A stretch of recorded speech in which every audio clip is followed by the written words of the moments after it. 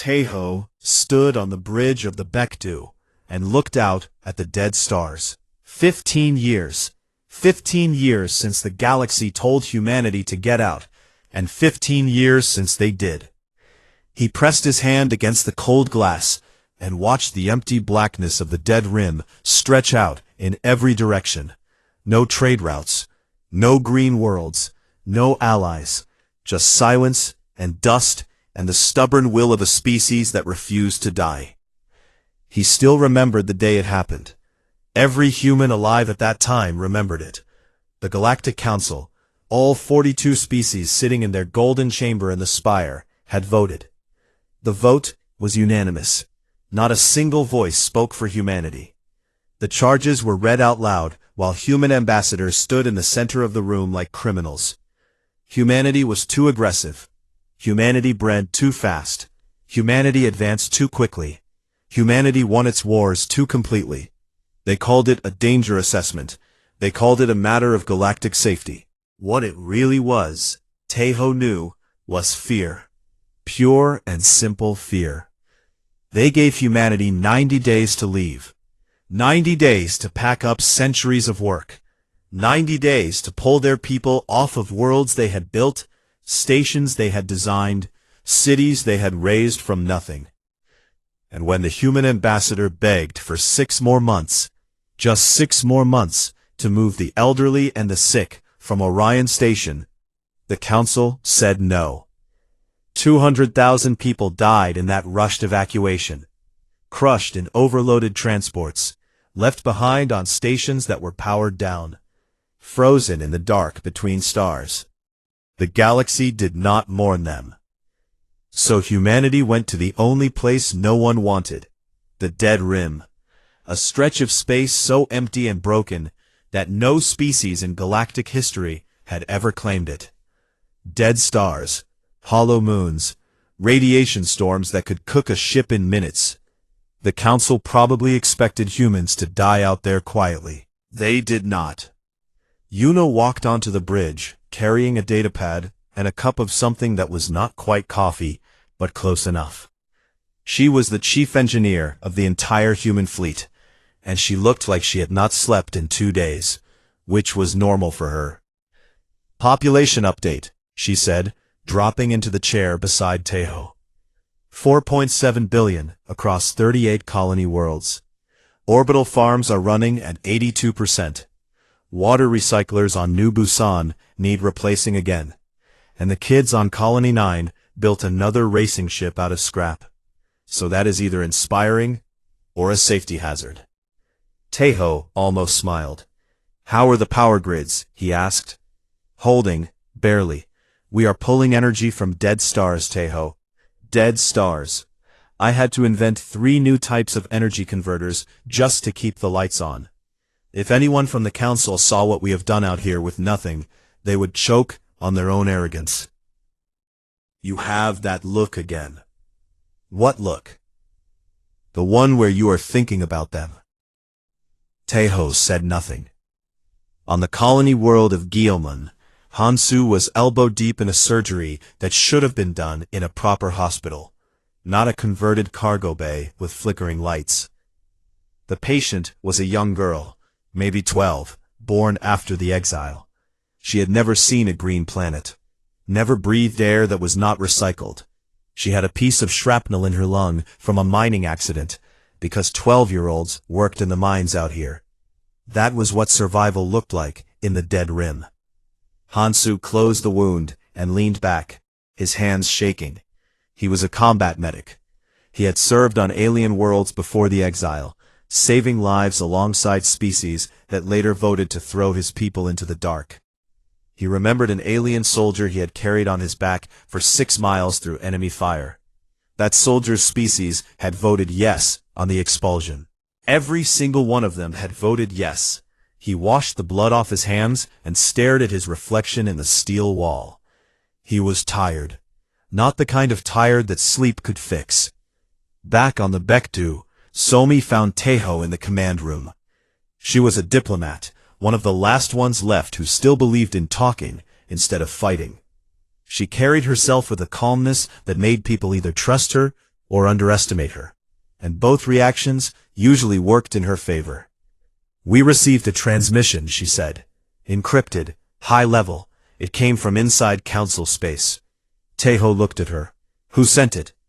"I do not know yet. The encryption is council military grade. Someone important wants to talk to us." "Ignore it." "Taeho." "I said ignore it. Whatever they want, we do not need it."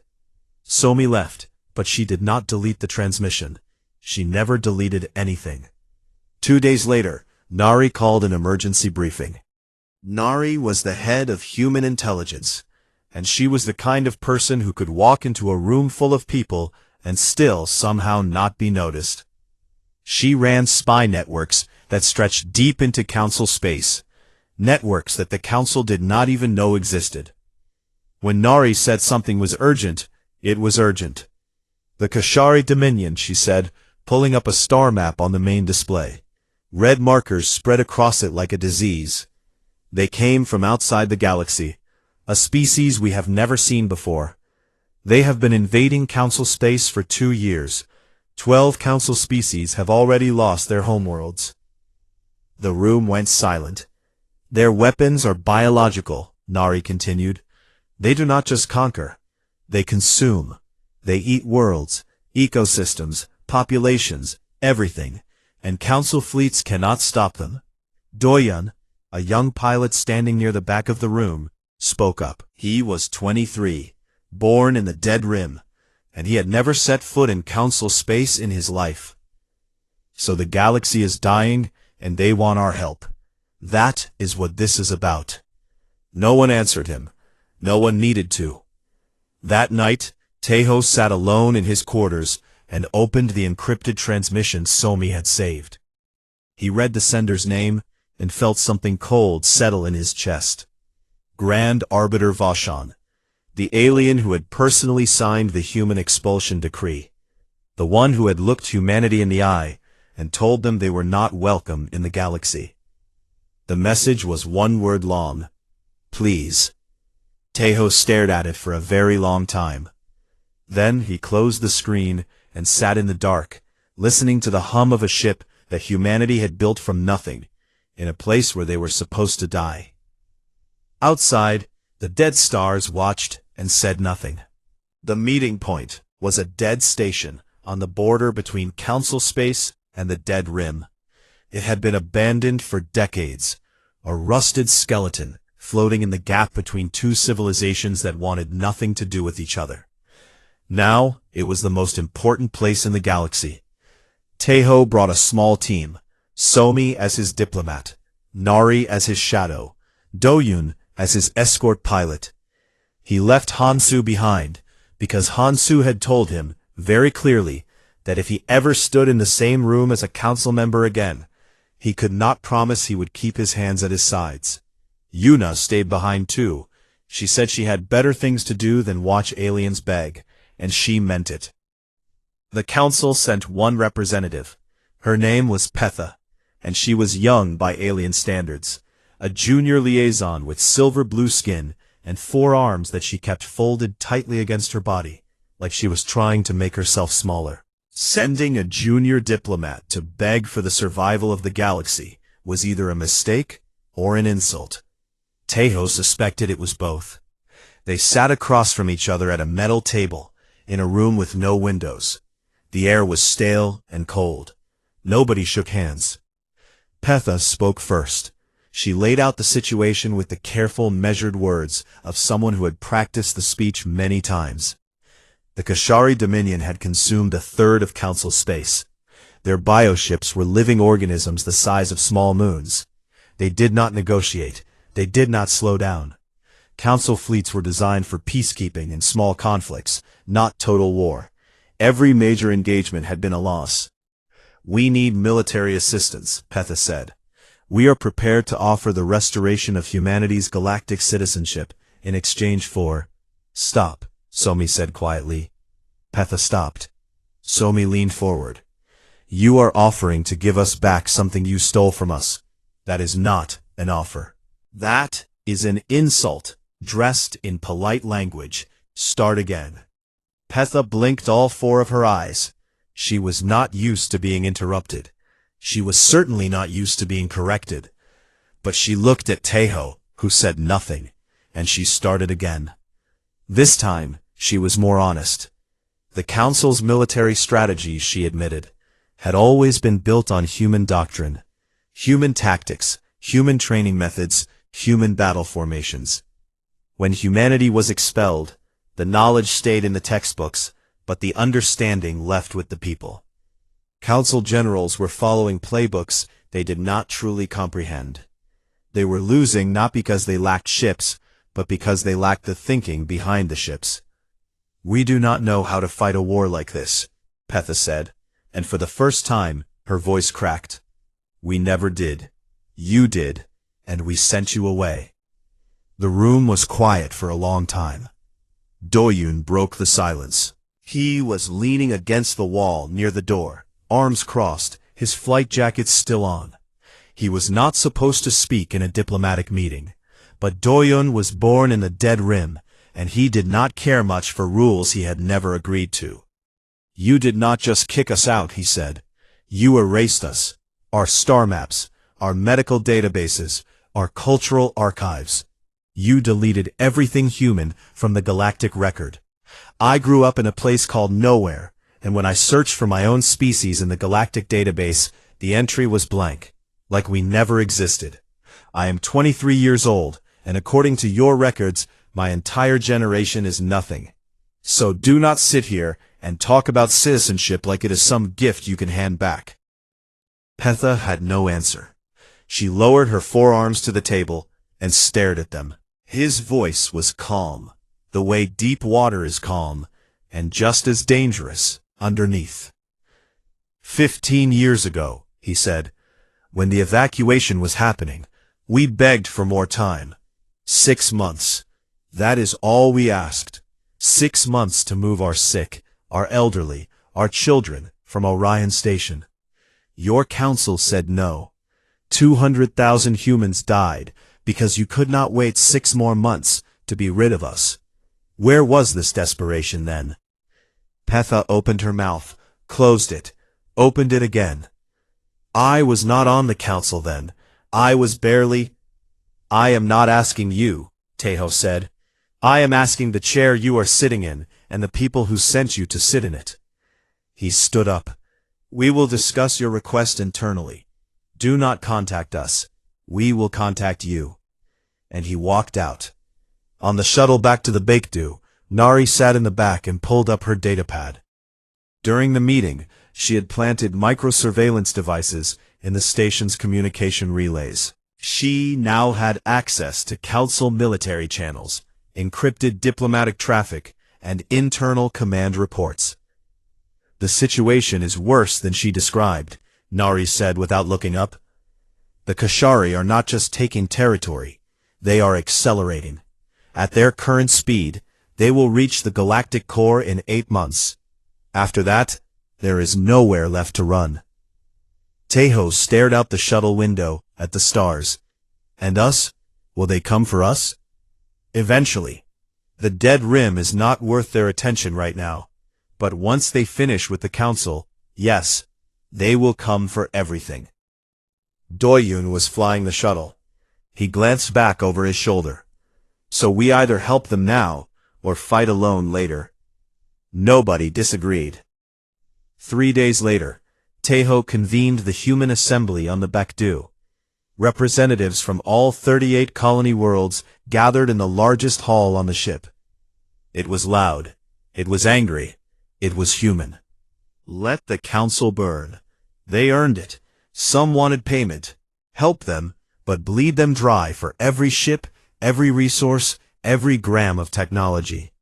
Some wanted nothing to do with any of it. Close the borders, build defenses, survive like they always had. Somi stood before the assembly and made her case. The Kashari will not stop at council space. They are a force of nature, not a political enemy. If we wait for them to finish the council, we will face them alone, with no allies and no buffer. We help not because the council deserves it, but because our children deserve a future that is not spent running from something we could have stopped. Hansu, watching the broadcast from his hospital on Geomun, threw a cup at the screen. He knew she was right. He hated that she was right. The vote was close, closer than anyone expected.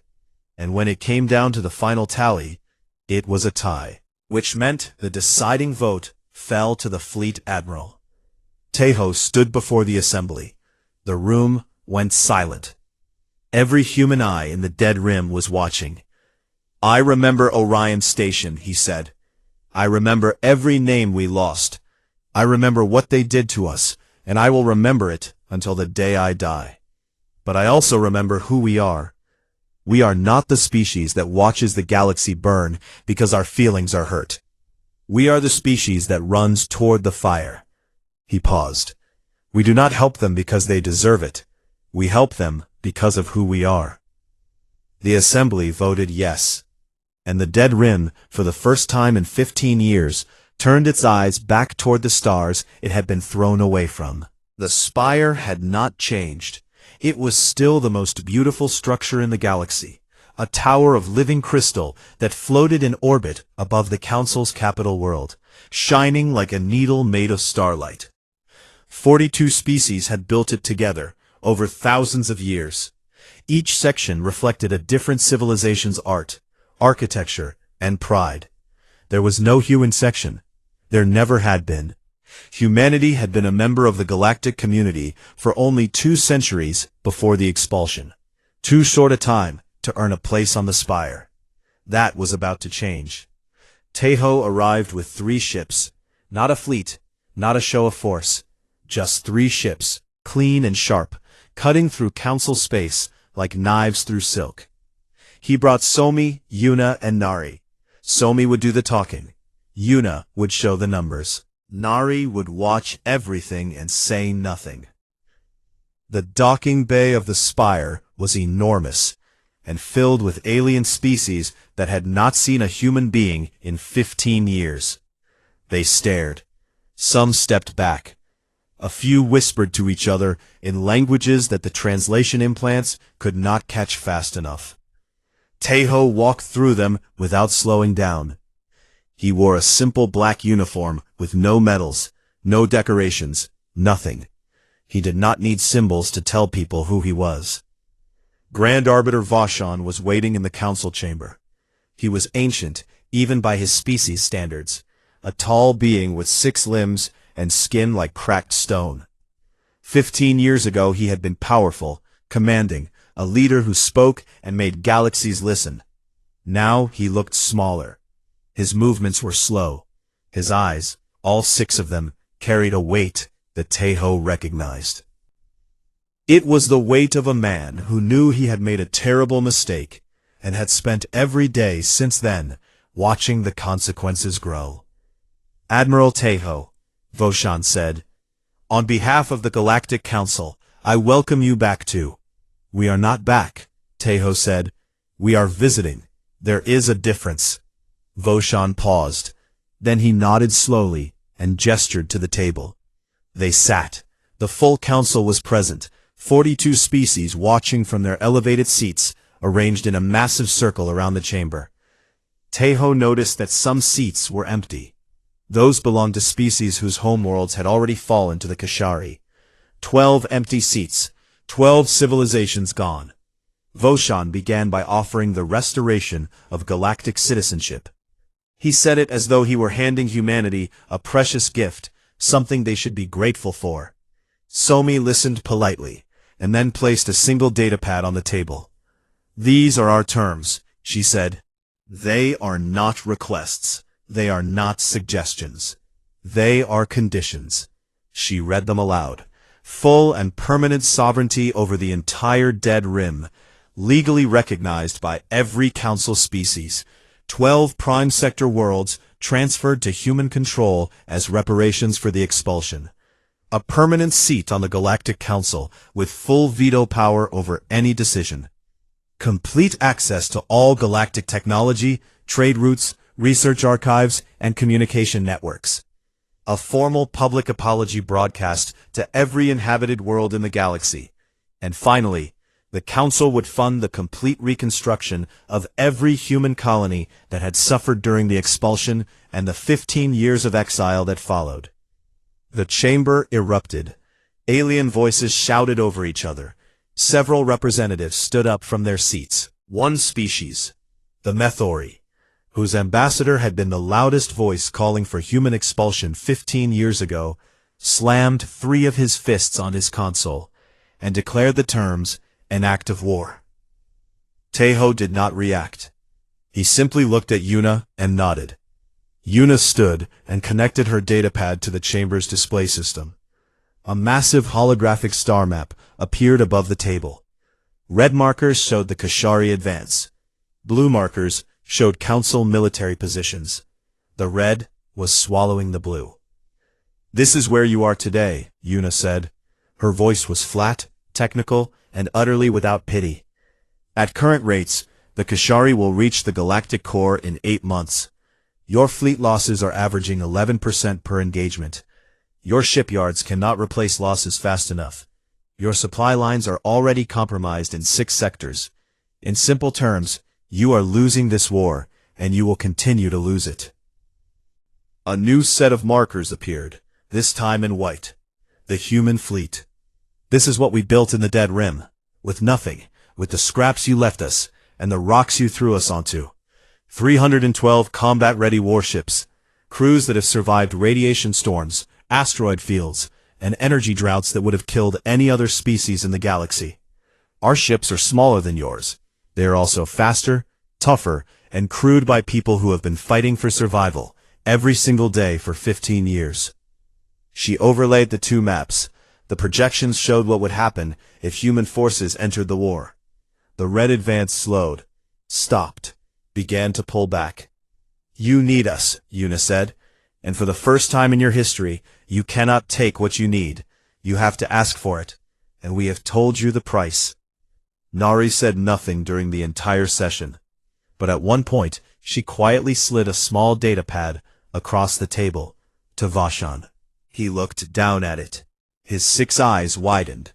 On the screen were intercepted communications from his own military commanders, private messages never meant for outside eyes, in which his generals admitted in plain language that the war was unwinnable without human intervention. Voshan looked up at Nari. She looked back at him with an expression that was perfectly empty.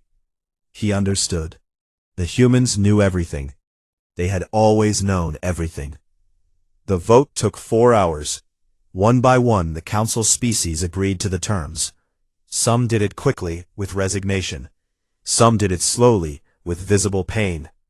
The Methori held out the longest.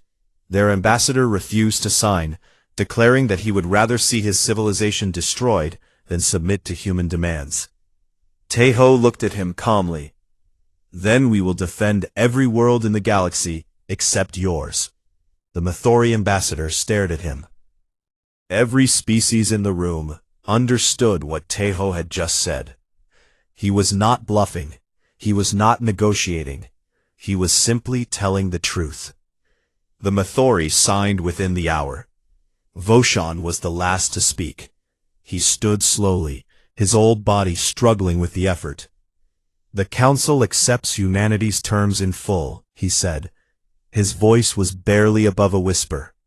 "And on behalf of every species in this chamber, I offer the apology that should have been given 15 years ago. We were wrong. We were afraid and we were wrong." Tejo looked at him for a long moment.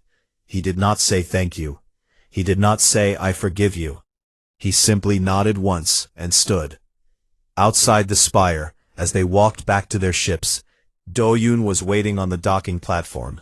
He had been watching the proceedings from the shuttle's display. Below them, through the transparent floor of the platform, they could see council civilians gathering on the surface of the capital world, looking up at the 3 human ships that hung in their sky. Some of them watched in fear. Some watched with something that might have been hope. A child, small and blue-skinned, raised a hand and waved. Doyen watched the child and said nothing. Tejo stepped onto the bridge of the Baekdu. Through the viewport the full human fleet was assembling. Ships that had been built in the dark, crewed by people who had been thrown away, armed with weapons forged from stubbornness and fury and the absolute refusal to disappear.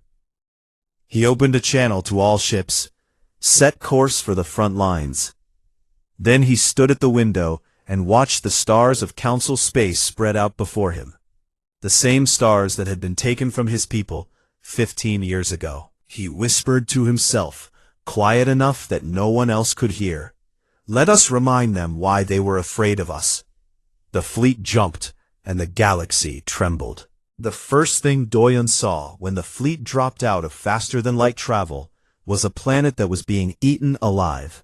Varuna, a council world of 9 billion inhabitants, hung in space like a fruit being devoured by insects. 400 Kashari bioships surrounded it, each one a living organism the size of a small moon, covered in tendrils that reached down through the atmosphere and pulled matter upward into their bodies. Cities, oceans, forests, everything was being absorbed. The planet's surface was turning black where the tendrils touched it. Council fleets had been holding a defensive perimeter for 3 weeks. They had lost 47 ships. They were not winning. They were just dying slowly. Doyon gripped the controls of his fighter and felt his stomach tighten. He had trained for this. He had spent years in the Dead Rim, flying through asteroid fields and radiation storms.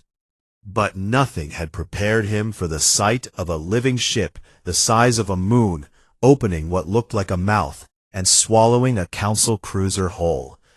Teho's voice came through every speaker in the fleet, calm, steady, like a man discussing the weather.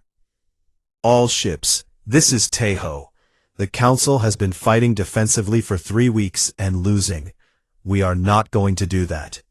The Kashari bioships are connected to their consumed worlds by biological supply lines, like cords feeding them energy. Cut the cords, and the ships starve. Fleet Group 1, you are on perimeter. Group 2, you hit the supply lines on the far side of the planet. Group 3, with me, straight through the middle. A council commander broke into the channel. Admiral, that formation puts your ships directly inside the Kashari swarm. The losses would be ours to take, Teho said. Stay on the perimeter and protect the evacuation transports. We will handle the rest. Doyon pushed his throttle forward and flew into the swarm with 300 other human pilots. The Kashari tendrils whipped through space like living cables, each one thick enough to crush a fighter. He rolled, dove, spun, and fired. His weapons were designed for Dead Rim survival, built to cut through asteroid rock and punch through radiation-hardened debris. Against biological tissue, they were devastating. Around him, human pilots flew the way humans had always fought. Not with caution, but with a kind of controlled fury that looked like madness to anyone who did not understand it. They did not fly in neat formations like council pilots. They flew like a pack, reacting to each other without words, filling gaps, covering blind spots, turning chaos into a weapon. Within 12 hours, the first supply lines were severed. The bioships shuddered. Their tendrils weakened. Within 36 hours, the swarm began to break apart. Within 72 hours, the Kashari fleet at Varuna collapsed entirely. 9 billion lives saved. The council had spent 3 weeks failing. Humans did it in 3 days. On the surface, Hansu landed with the first medical teams. He had come despite everything, despite his anger and his exhaustion, because there were people down there who needed a doctor, and that was something he could never walk away from. What he found was worse than anything he had seen in 20 years of medicine. The Kashari did not simply kill. Their tendrils injected biological agents that merged living tissue with the ecosystem. People were fused into the ground, into walls, into trees. They were alive but trapped, their bodies half absorbed into the planet itself. Some of them were still conscious. Some of them were screaming. Hansu worked for 19 hours straight, cutting people free from the merged tissue, stabilizing those he could save, and holding the hands of those he could not. A young alien child, maybe 5 years old, was embedded in what had once been a garden wall. Only her face and one arm were free. Hansu spent 40 minutes carefully separating her from the organic growth. When she finally came loose, she grabbed his arm and would not let go. He carried her to the medical shuttle himself. That night, sitting on the floor of the shuttle, surrounded by patients, Hansu put his head in his hands and cried. Not because he was weak, but because he had seen the cost of what the Kashari were doing, and he understood, for the first time, that this war was not about politics or revenge. It was about survival. All of it. Every species. Every world. Back on the Baekdu, Yuna was studying captured Kashari biotissue in her lab. She had been working around the clock since the battle, dissecting samples, running genetic analyses, and building computer models. And what she found changed everything. They are not invaders, she told Taeho during a late-night briefing. Not in the way we think. The Kashari are a hive species. Their home galaxy is dying. Stars burning out, ecosystems collapsing, everything falling apart. They did not choose to come here. They had to. Their biology compels them to consume and integrate organic matter. It is not aggression. It is hunger. They are a starving species, eating the first food they have found in centuries. Taeho stared at the data. That does not change what they are doing. No, Yuna agreed. But it changes what they are. A direct communication came from the Kashari. Warlord Dren, the leader of their military caste, spoke through a translation matrix that turned his biological signals into words. His message was simple and carried no emotion. We consume because we must. Your galaxy is food. There is no negotiation.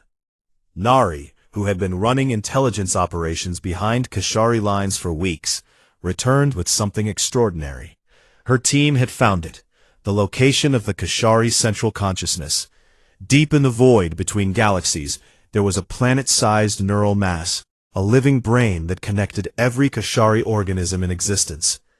It was their command center, their memory, their identity. Destroying it would kill the entire species. Disabling it might allow communication. The Council wanted it destroyed immediately. Several alien commanders argued that ending the Kashari species was the only way to guarantee safety. It was efficient. It was clean. It was genocide. Taeho sat in his quarters and thought about Orion Station. 200,000 humans left to die because the galaxy had decided they were not worth the trouble. He thought about what it felt like to be a species that the universe had decided to throw away. Somi came to him. We can talk to them, she said. If we reach the neural mass, if we find a way to interface with it, we can communicate with the entire species at once. Not just the military, the whole collective. Hansu came to him too. His eyes were hollow from what he had seen on Varuna. Burn it, he said. Burn it all. Before Taeho could decide, alarms screamed across every human frequency. The Kashari had found the dead rim. A massive strike force had hit New Busan, the largest human colony. The place where children raced scrap ships and families grew food in orbital greenhouses. The colony's defenses held, barely, but the damage was severe. 300 dead. A greenhouse dome shattered. An entire residential block open to vacuum. Doyun lost his wingmate in the defense. A pilot named Jiwoo, 21 years old, born in the dead rim just like him. They had trained together, flown together, and now Jiwoo was gone, her fighter torn apart by a Kashari tendril that had been faster than her reflexes.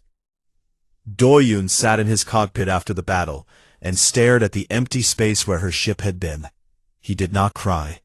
He just sat there, breathing, and feeling something cold and hard settle into the place where fear used to be. The war had come home. The generation that owed the galaxy nothing now had a reason to fight. Taeho made his decision that night. He addressed the fleet from the bridge of the Baekdu, and every human in the dead rim and beyond listened.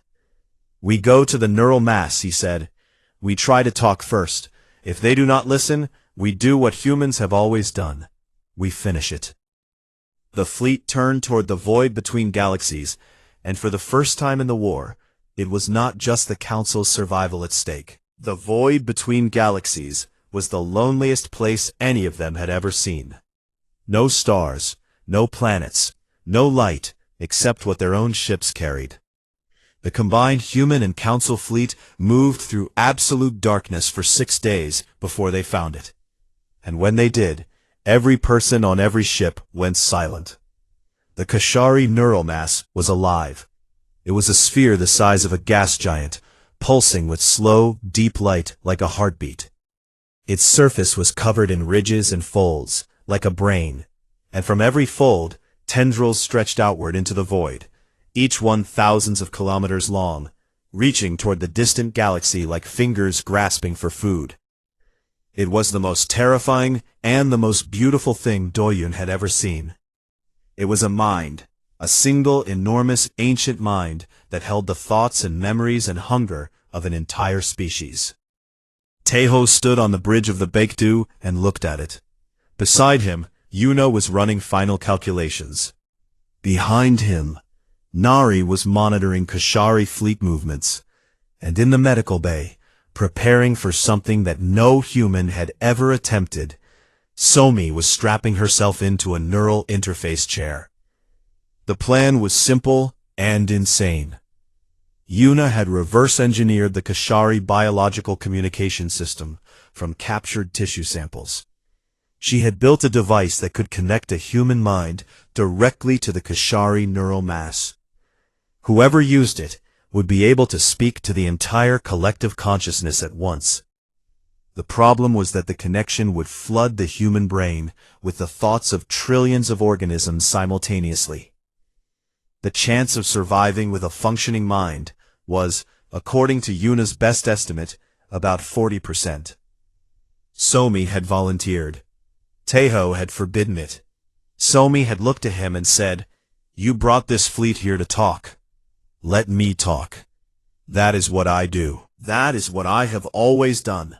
And Taeho, who had never lost an argument with anyone except Somi, had said nothing more. The moment the fleet entered range of the neural mass, the Kashari attacked. Warlord Dren, commanding the military caste, launched everything he had. Bioships poured out of the neural mass like blood from a wound, hundreds of them, each one screaming across the void toward the fleet. Dren had no interest in communication. He had no interest in peace.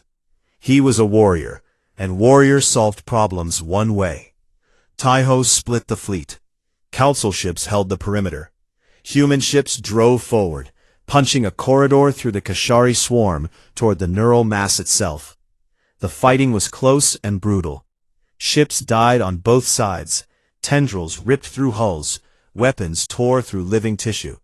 The void, which had been silent for eternity, was suddenly filled with fire. His mission was specific. Lead a fighter squadron to the surface of the neural mass and plant signal amplifiers that would boost Somi's connection. Without them, her signal would not be strong enough to reach the entire collective. He had to fly through the thickest part of the Kashari defense, land on a living surface that was actively trying to kill him, plant the devices, and get out. He did not think about the odds. He thought about Jiwoo, his wingmate who died at New Busan. He thought about the children on Colony 9 who built racing ships from scrap. He thought about every person in the Dead Rim who had never seen a green world. And he pushed his throttle all the way forward. His squadron lost 4 fighters on the approach. The surface of the neural mass was covered in defensive tendrils that whipped and struck at anything that came close. Doyun flew between them, skimming the surface at speeds that should have killed him, planting amplifiers one by one in the folds of the massive brain. His ship took hit after hit. Warning lights filled his cockpit. His left engine failed. His shields dropped to nothing. He planted the last amplifier, pulled his burning ship upward, and cleared the surface by less than 10 meters. He made it back to the fleet, with a ship that was more wreckage than machine. When he climbed out of the cockpit, his hands were shaking so badly he could not unstrap his helmet. Another pilot had to help him. Deep inside the fleet, aboard a medical frigate, Hansu was working. The battle had produced casualties on both sides, and human medical teams were treating everyone, including wounded Kashari organisms that had been pulled from destroyed bioships. Most of them were beyond help, their biological systems shutting down without the connection to the collective. One Kashari lay on the floor near Hansu's station. It was small, barely 2 meters long, its body broken, and leaking fluid that smelled like salt water. It was dying, and it knew it was dying. As Hansu moved past it, the creature reached out with a thin tendril and touched his hand. Hansu stopped. He looked down at the alien. Its single eye looked up at him with something that needed no translation. It was afraid. It was alone. It did not want to die in the dark. Hansu knelt down. He took the tendril in both hands and held it. He stayed there, holding on until the light in the creature's eye went out. Then he gently let go, stood up, and went back to work. His face was wet, but his hands were steady. On the Baekdu, Yuna activated the signal. Somi closed her eyes. The neural interface hummed to life, and Somi's consciousness left her body and entered the Kashari mind. What she found was not what anyone expected. There was no evil. There was no hatred. There was grief, vast and old and bottomless.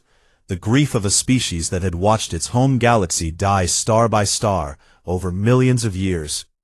The Kashari remembered green worlds that no longer existed, oceans that had evaporated into space, songs that had no one left to sing them. They had crossed the void between galaxies because they had no choice, and when they arrived, their biology, the hunger that was coded into every cell of their being, had taken over. They consumed because they could not stop. They absorbed because that was what their bodies did. The collective did not want to destroy. The collective wanted to live. But Warlord Dren controlled the military caste, and Dren had decided that consumption was the only path. Not in words, but in feelings, in images, in the shared language of minds that had both known loss. She showed them the dead rim. She showed them humanity's exile. She showed them a species that had been thrown into nothing and had chosen to build instead of destroy. She said without words, "We understand. We were starving too, and we found another way." The collective listened. For the first time in centuries, it listened. Meanwhile, Nari had not been idle. While the fleet fought and Somi communicated, Nari and her team had infiltrated Dren's command bioship using a captured Kashari shuttle. They moved through the living corridors of the ship like ghosts. Nari found Dren in his command chamber, connected to his fleet through a web of neural tendrils. She severed the connection with a single precise cut. Dren turned toward her, massive and furious, and Nari put a plasma round through his central nerve cluster. The military caste lost its commander. Yuna fired the amplified signal. It pulsed through the neural mass like a wave. The military caste, suddenly cut off from Dren's override commands and flooded by the collective's desire to stop, went dormant. Bioships across the battlefield stopped moving. Tendrils retracted. Weapons went silent. The war was over. The aftermath took months. Humanity brokered an agreement that no other species could have imagined. The Kashari were given a section of the dead rim, the same barren space where humanity had been exiled, and human engineers, led by Yuna, began teaching them to cultivate dead worlds instead of consuming living ones. It was slow work. It would take generations, but it was a beginning.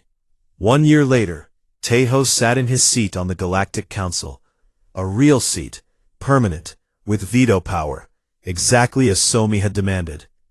A junior alien diplomat asked him how humanity had survived the exile. Taeho thought for a moment and said, "We did not endure it. We used it. Yuna ran the joint human-Kashari bioengineering program and spent her days turning dead rocks into living worlds. She still did not sleep enough. Hansu opened the galaxy's first cross-species trauma hospital on the rebuilt world of Varuna. He treated everyone. He turned no one away. Somi became the ambassador to the Kashari Collective. She lived partly inside their neural network, the first human consciousness to exist in two places at once. She said it was peaceful. She said the Kashari sang, and their songs were sad and beautiful. Doyun trained the next generation of pilots, human and alien. His call sign, Rimborn, became a badge of honor that young pilots from every species wanted to earn. Nari disappeared. But every time a threat rose somewhere in the galaxy, it tended to die quietly before it became a problem. And in a rebuilt galactic archive, on a terminal that any being in the galaxy could access, a young alien student searched for humanity. The entry was no longer blank. It read, "Humanity, expelled from the galaxy by unanimous vote, year 4012 of the galactic calendar. Returned by the galaxy's desperate plea, year 4027. Status, permanent." At the bottom, there was an addendum written personally by Grand Arbiter Voshan in the last year of his life. "We made many errors in our long history. The greatest was believing the galaxy could function without them. The stars burned on, and humanity, stubborn and unbreakable and impossibly kind, burned with them.